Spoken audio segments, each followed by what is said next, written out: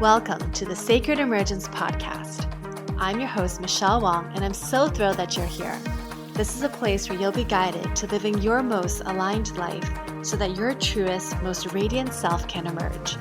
We'll be jamming on topics ranging from spirituality, entrepreneurship, to wellness and lifestyle design, and everything in between that can support you to grow, evolve, and shine, all the while not taking ourselves too seriously. So if you're ready to step into your leadership, break through limiting beliefs, own all of who you are, and expand in abundance, grab yourself your faith cup of tea and let's dive in. Hello, everybody. Welcome back to another episode of Sacred Emergence. It's Michelle Wong here, and I have an amazing guest for you today. Samantha Nicole, who's a fitness coach, joins us by way of Dallas, Texas. Welcome to the show, Samantha. I'm so excited to be here, Michelle. Yay! Oh my goodness, I love that. I'm excited for our topic. I'm excited for your work and hearing your story and your journey. So you and I connected online. I think, honestly, I remember you from Melissa Mejia's. She had a summit that I was also part of. I've seen you, and I was like, oh, she's really cool. I love that. Yeah. And then are you in the Alpha Femme experience as well? Or yes, I just joined that a few months ago. Amazing. Okay, with Melanie Enlayer. Yeah. Mm-hmm. Okay, cool. So I think I've seen you and I love your vibe. And so I was like, oh, I want her on this show. Thank you so much. I love that. And so, okay, so you're a fitness coach, but we're going to talk about energetic movement today, which is so exciting. So I want to hear more about how your journey started as a fitness coach. Absolutely. I love telling the story because it's really something that I like to bring to people's attention as a fitness coach. My journey to be where I'm at in the fitness world came from simply paying to go to school and learn about the human body. Mm-hmm. And so the reason I say that is because I went to school to be an engineer. And then I quickly realized that side of the school, they're not very social. Engineering is not necessarily an industry where you get to really people engage. So I found myself becoming passionate about kinesiology. I jumped in, thought I was going to be a physical therapist, and quickly fell in love with how our body works. I still to this day think it's the coolest thing since sliced bread. And in that learning, that's where I developed a lot of my passion. Now, I share that because me being a fitness coach is literally me saying, hey, I understand your body, I understand my body, I understand the human body, and my ability to navigate you through your human body is because I sat and I learned. So the learning aspect is really important to me, because what I like to tell people is when you learn your body, it's the same as you learning how a car engine works. If you take the time to actually learn how a car engine works, which most of us don't, it would be the same. It would be the same as you driving out to the middle of nowhere, getting stranded and stuck. You would be stranded and stuck if your car broke down because you don't know how to fix it. You don't know how your body works. And the only reason I'm able to really bring women to a place of shifting their physique, feeling empowered in their skin, really learning, what it is that keeps them motivated, is because I first understood and learned how our body works. And it is the most fascinating thing. Now, that was my passion, and it carried me into group exercise. I taught Zumba and yoga and all of the step classes, spin classes, and then found myself in research laboratories learning, some more applied science like performance and sports and treadmill, stuff like that with police officers. But I also learned, the cellular stuff, how our body responds in the realm of diseases when we apply exercise to it. So it carried my fascination all the way into my master's degree, and I got my master's degree in exercise physiology as well. And I taught a lot of academic classes. So I have this full spectrum of of fitness and health and nutrition. And it wasn't until I graduated and went into work for a gym where I really got to play with more the human emotional aspect of fitness. So as you know, like, okay, we can learn everything we need to know, but it's an emotional experience to not just learn your body, but really become empowered through your body. And so, in navigating people in one-on-one coaching, I had to watch people go up and down emotionally and watch their body follow them. And figuring out different ways to motivate different people who had different personality types and different reasons they were even training in the first place, it really came clear to me that the concept of mind, body, and soul is real. And when we first learn how our body works, we get to understand that our body is our friend. It's on our side. It wants the best for us, and it completely responds to who we are. Then we get to recognize that our journey in our body is actually a mental game, and it's understanding our desires and our passions, and really developing a relationship, an emotional relationship with ourselves. Once we do that, we can have whatever type of body we want. We can run as far as we want. We can lift as much as we want. And that's really where my passion lies. So to wrap the whole story up, once I understood the physical part and the mental part and the emotional part, I got to really see that these women who were empowered in their businesses, I had a lot of high performers working with me.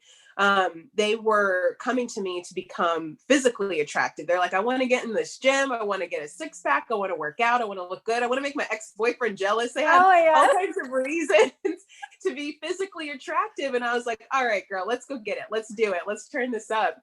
But from there, every single one of them who chose to be consistent and became active eventually didn't just become physically different. They became emotionally and energetically attractive. So my brand is called Active and Attractive because I've recognized that who we become in the gym is who we take with us everywhere. The person we have to become to develop consistency in our movement and our healthy eating and loving ourselves, that's the same woman that's building the business. And all of my clients who have taken the time to develop themselves physically are also the ones who watched what they already had in their lives amplify, because energetically they became more powerful and really attracted the really big things that they desired in their lives. Oh my God, that is so good. I love that. So it's like, it really, like, I love it. And it's almost like, well, I know just like everything that you're saying, like, yeah, of course. Yeah. Like I've experienced it because I used to move a lot. Like growing up, I participated in like track and I was in all the teams at school. And then like for a period between like high school, I stopped moving my body because I had to get all the A's. Right. Then in college, what ended up happening was I gained the freshman 15 and I got really lazy. And then my aunt, because she works out every morning, like she was hardcore, like 4:30 in the morning, she's hitting the gym, like and she said to me one day, if you want, like, do you want to be able to be as fast as I am? like in the kitchen, like to be more alert. And I was like, she's like, yeah, you have to move your body. And so I don't know, there's something shifted and because my clothes weren't fitting. So I started to pay more attention to my food and my exercise. And I realized that when I started moving my body, I had more energy. It sounds counterintuitive, but the more we move, the more like we end up having more energy. So I would love to hear, even because you're saying the mind, body, spirit, it's all connected. Like I know it. It's not even like a belief; it's a fact, right? I would love to hear. Well, I don't want to say the science behind it. I was like, I can give that to you.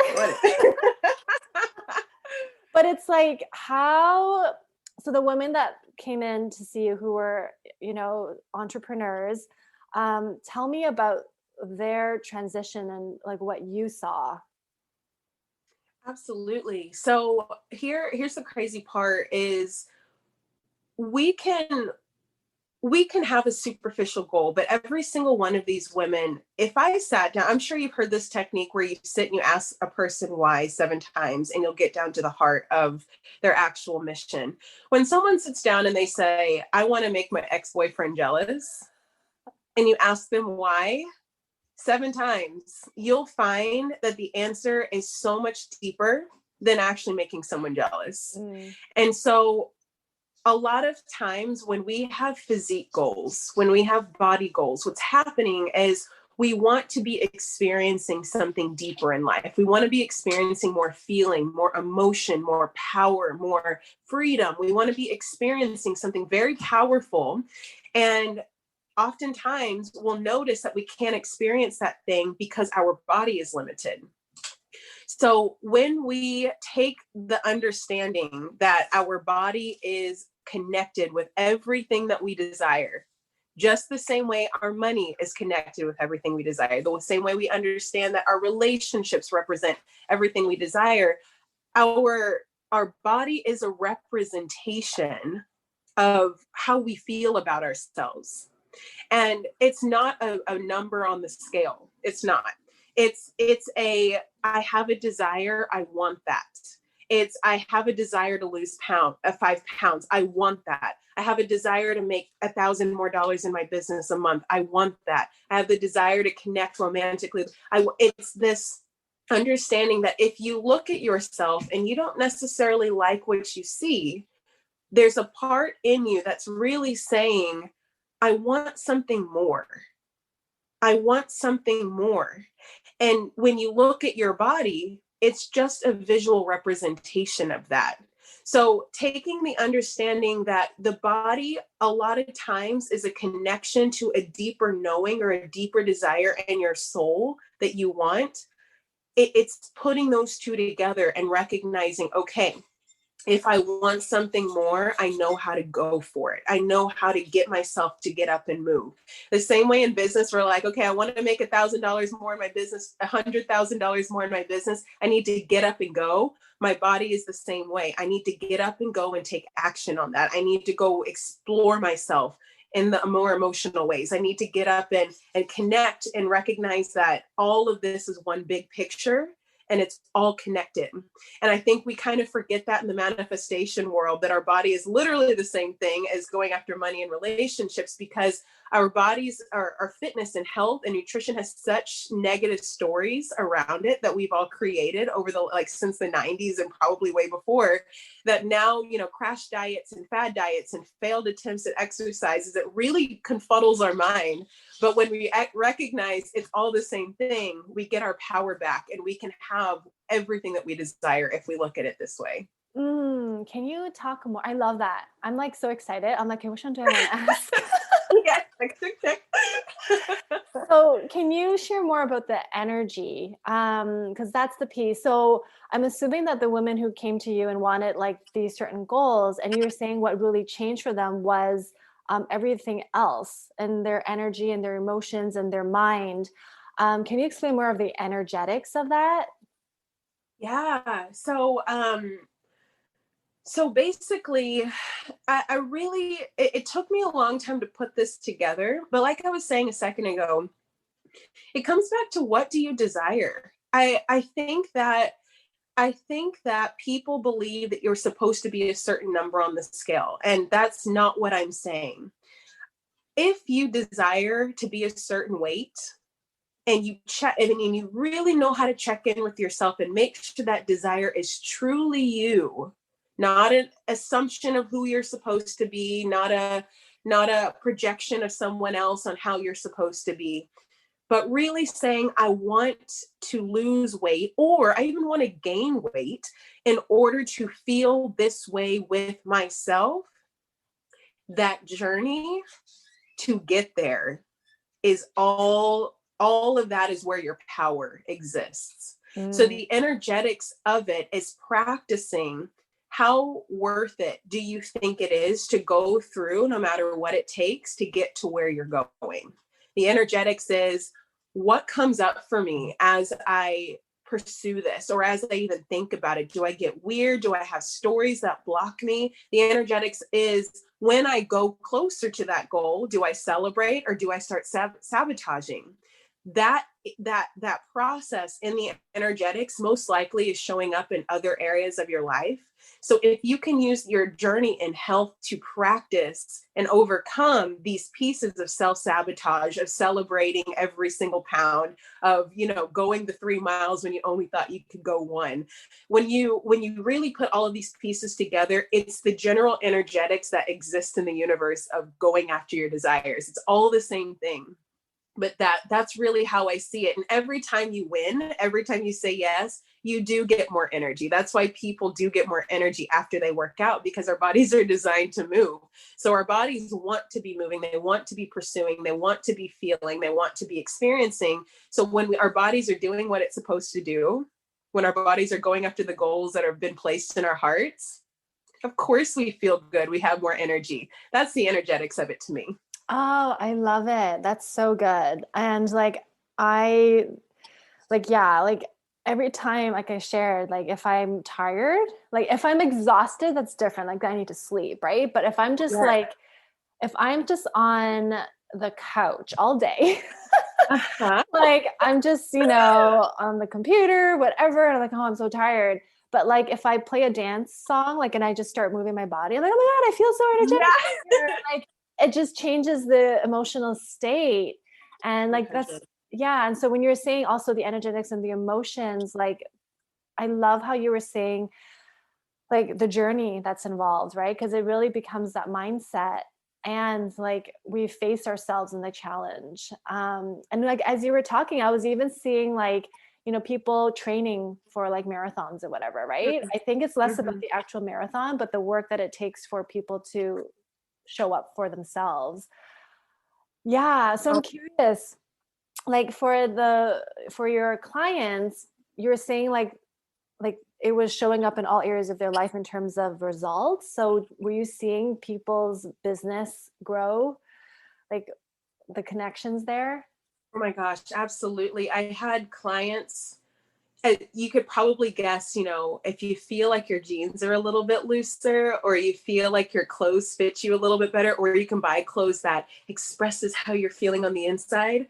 You can imagine the clients who appear in front of others more often felt more bold and more comfortable. That's kind of the obvious translation that we make when we think about health, physical goals going into improving our performance. But I had some clients who just felt so lethargic, like you were describing on the couch. It's like when you feel slow, you just are slow.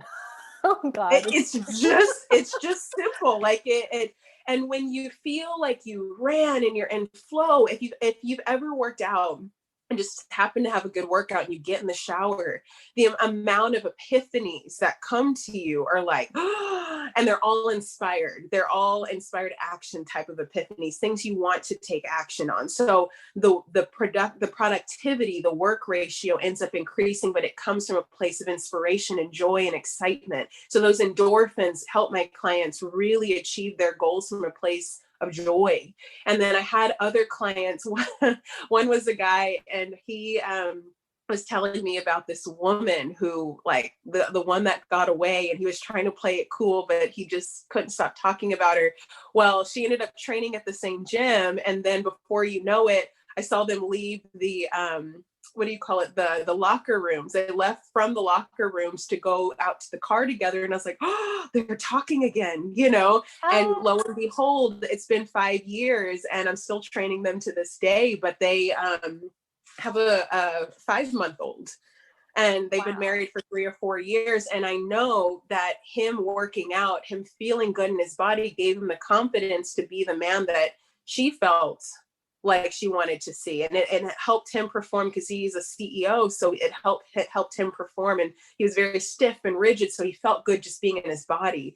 And it's little stories like this that you might already have a successful career, but if you're not taking care of your body and then all of a sudden you start it, if you're making $100,000 a month, you're going to feel so much more inclined to do even more.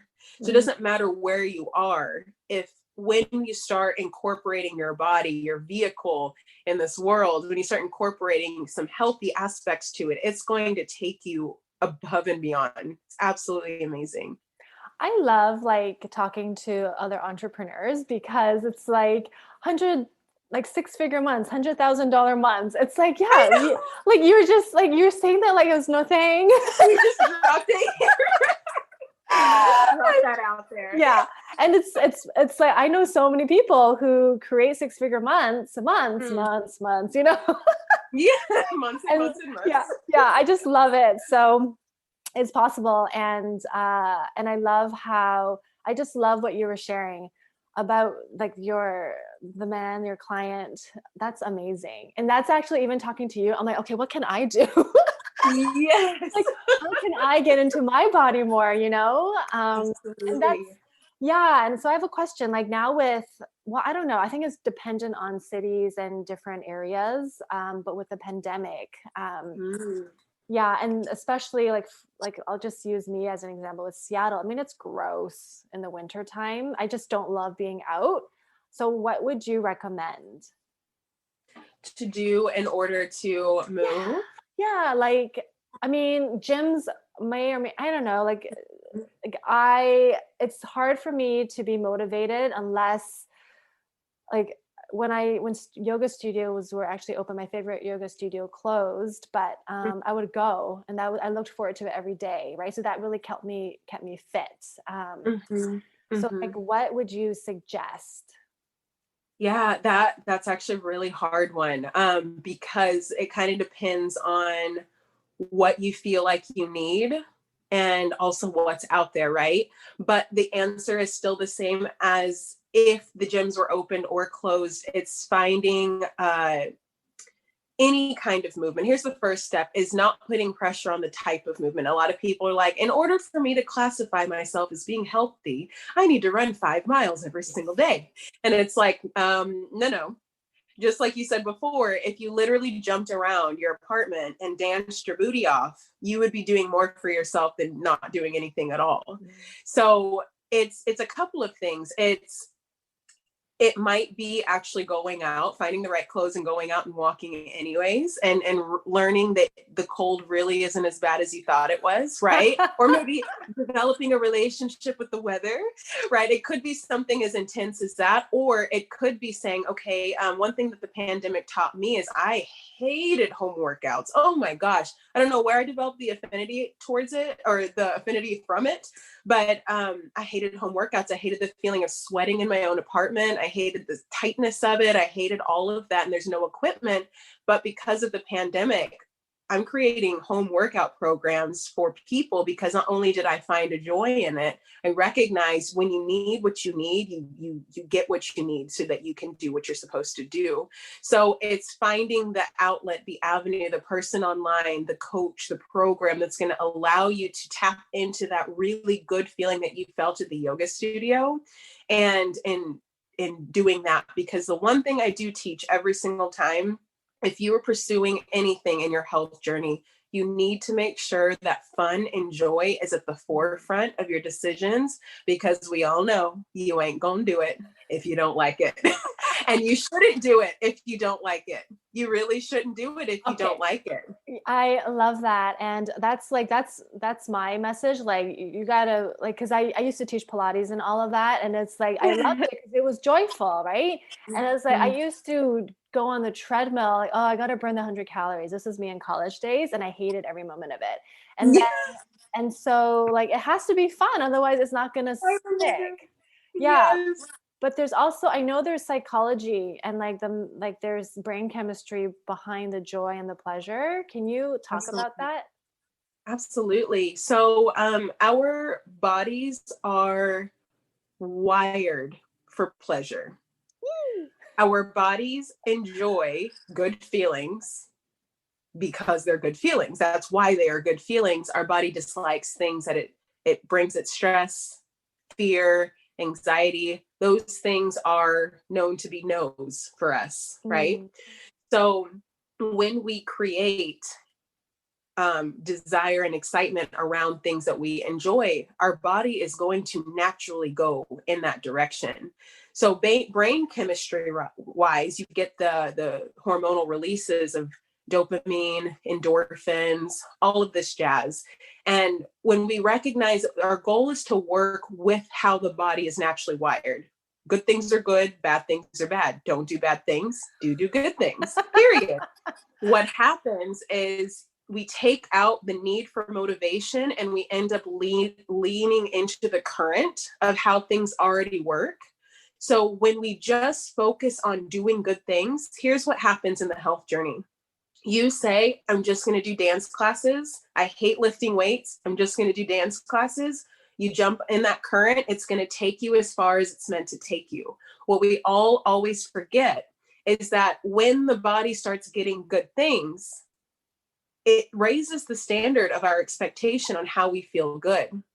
So if we are, 6 months deep in a dance class and we see one of the other girls in the dance class go out and do a jog on the treadmill, which you never in a million years would have done, you might find a spike of curiosity that says, I want to see she's doing it. She makes it look so effortless. Maybe I should try it. Now the decision to go on the treadmill is from a place of curiosity and fun.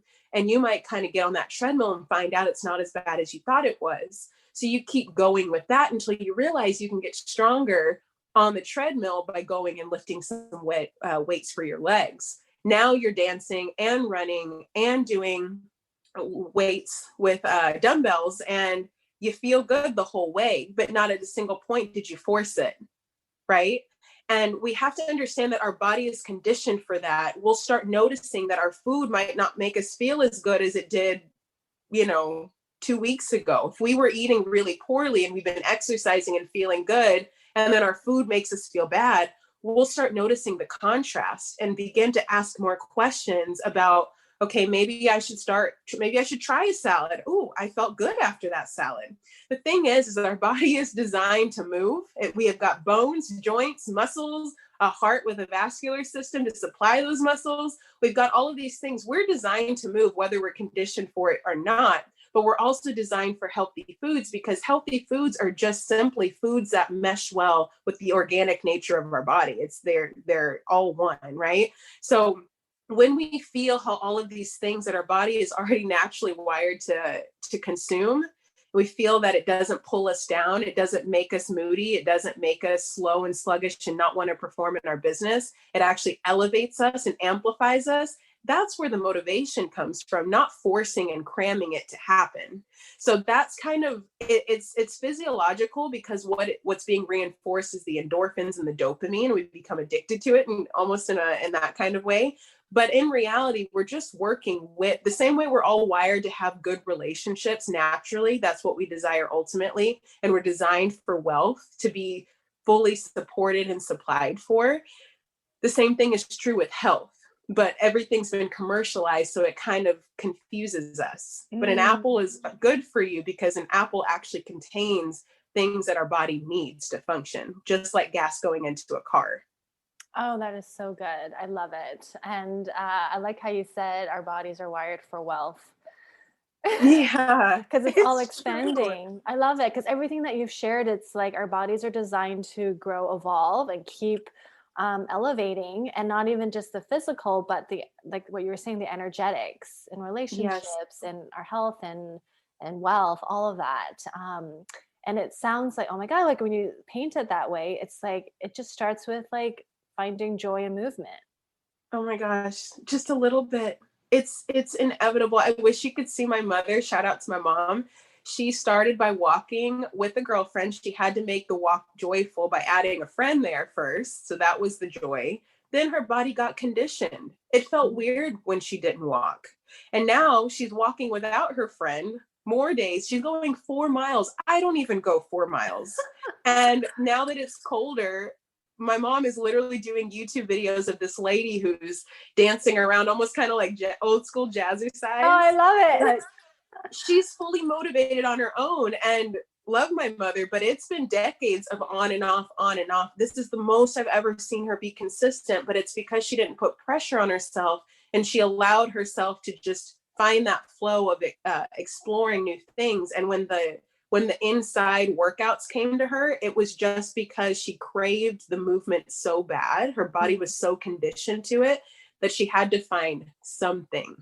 And you talked to her 6 months ago, this was not like what she was in the mood for at all. Oh, I love it.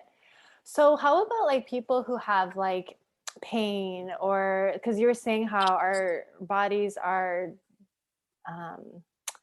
what were you saying? Our bodies are designed to, you were saying something. You said like something back there. And our bodies are designed to help us. We're it's, it's here for us. And then I know some people who have had like pain in their bodies, or like they feel like their bodies have maybe like betrayed them. Yes. So yeah. Yes, girl. Oh my gosh. So the only reason I have the audacity to get excited about this is, like I said, I studied the body and I know how it works. Most of us, when our car breaks down, we're ready to like throw in the towel. We'll probably scream, pull our hair out and be like, what is this? We have no idea the why. If we knew the why, it might have been something very simple, like a rock got caught in it and we just have to pull it out and it's fine. But when we don't know, all we know is that it's broke, and broke is not good. Broken is not good. You would be surprised how many things in the body that invoke pain, that invoke chronic pain, that elicit people to just not move at all or to just feel chronically bad. I can guarantee you 80% of those are very simple fixes, meaning maybe change one thing and it'll fix all of it. One example, a very simple example, is like back pain.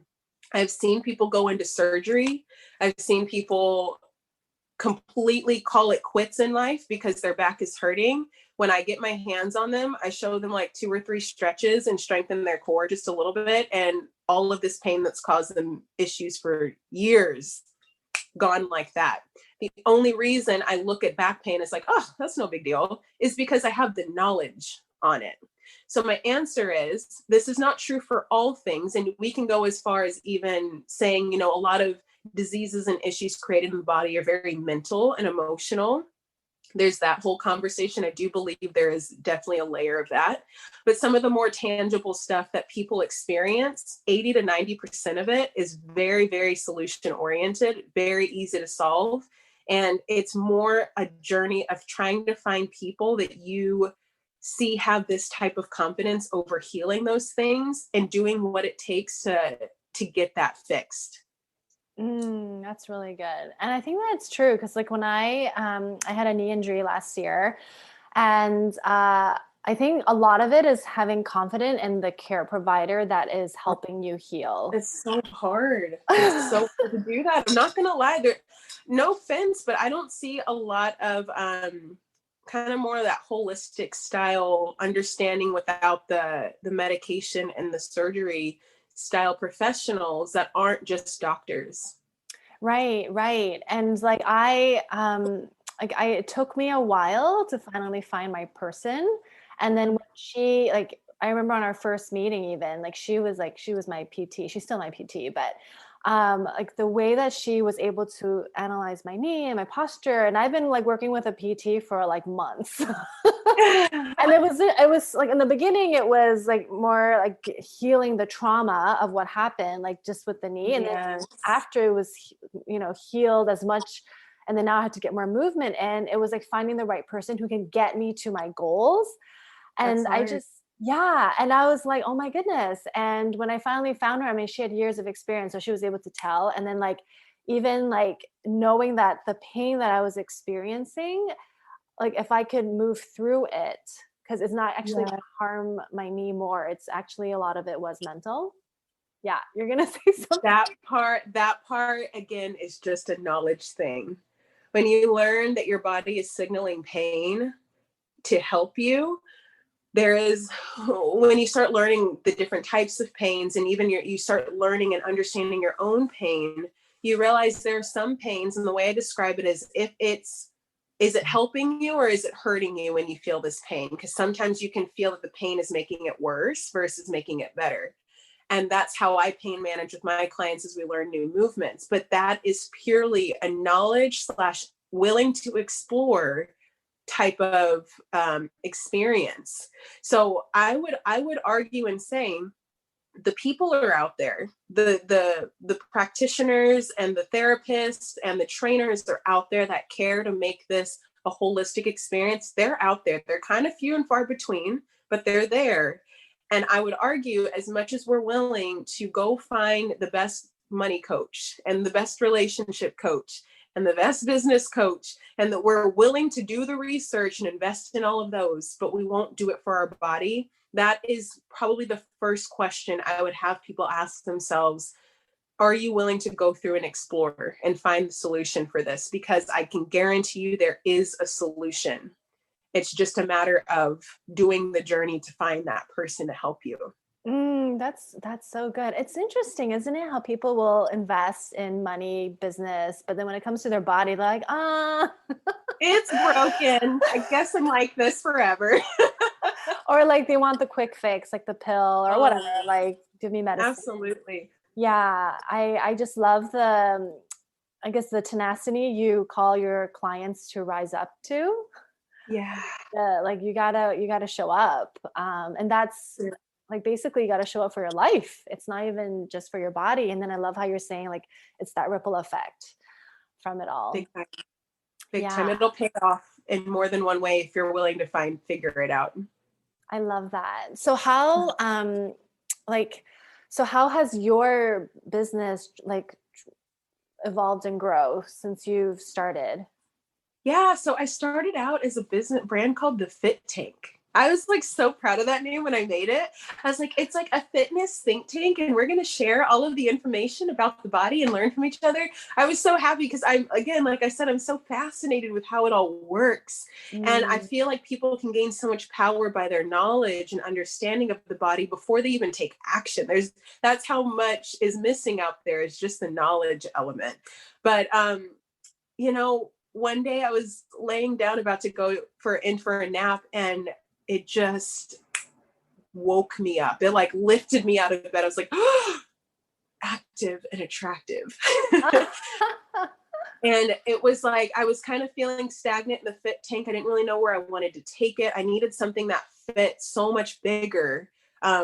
The full embodiment of all of these pieces. And I felt like the Fit Tank kind of stopped at the information piece. And Active and Attractive was born that way. It's literally the embodiment of understanding that when we take action, we become more energetically attractive. When we actively take care of ourselves, when we are active, when we actively listen, we're actively present in our lives, we become more energetically attractive. And that's what we ultimately want. It's not a physical attraction that we think we're looking for. It's actually people who are desired, who have the things that they want. It's an energetic vibe that people are attracted to. And even the things that they want in their lives comes from the fact that they know themselves. They know what they want. They're clear on who they are. They know their strengths. They know their weaknesses. They're doing the work. That being active in that way of doing the inner work is what makes you energetically attractive. So my business has shifted a lot since I first started online. And it's empowering because it shows women that when you put yourself first, again, we'll put ourselves in the back burner, especially as entrepreneurs. When we put ourselves first in all the pieces, like we talked about, especially your body, when you put yourself first, you will become a powerhouse. And that's what I want women to take away above all things. And I found a lot of people thinking that when they leave their computer screen to go work out, they're taking time away from their business. But that's not it. When you leave to go take care of yourself, you come back with so much more power that you get to give to your clients. You get to give to your message. You get to give to your business, to give to the people you love. That's what allows you to be attractive, and it holds strong relationships with all the things that you want. I love everything about that. Oh my goodness. That is so good. So how can people learn more about you? Yeah, so I am mostly on Facebook. I have a private Facebook community called Active and Attractive. And in there, I talk a lot about leadership. I talk about mindset, talk about health, energetics, emotion. And I try to cultivate an atmosphere where people feel comfortable asking questions, because I feel like we should travel as far as we can until we have a question. And once we have a question and we ask it, we get the answer, then we can keep moving. That's what allows us to continue taking one step in front of the other. So this community is heavily based on questions. I go live. I love to cultivate an environment where women are learning and getting to know each other. And then of course, I have my programs that if anybody wants to dive deeper into their health and have something to be accountable to raise their standards all about, then I have fitness and nutrition programs that are designed specifically for that. Amazing. That's so awesome. I'll share all the information in the show notes. It's been such a pleasure, Samantha. Thank you so much. Thank you. It was awesome. Yeah. And so for those of you who are listening, please share this episode. You can tag, are you on Instagram, Samantha? I am on Instagram, Active Attractive. Okay. So tag us both at Active Attractive and at michellewong.xo, and we'll share it. And thank you so much. Absolutely. Join our free private Facebook group community, Sacred Emergence, to receive more connection, guidance, and support. And take part in our 5-day Inner Confidence Challenge to not only boost your confidence, but to help activate your inner leadership. Details in the show notes. Thank you for listening to the Sacred Emergence podcast. Make sure you subscribe so you don't miss an episode, and thank you in advance for sharing this with others who can benefit. Until next time.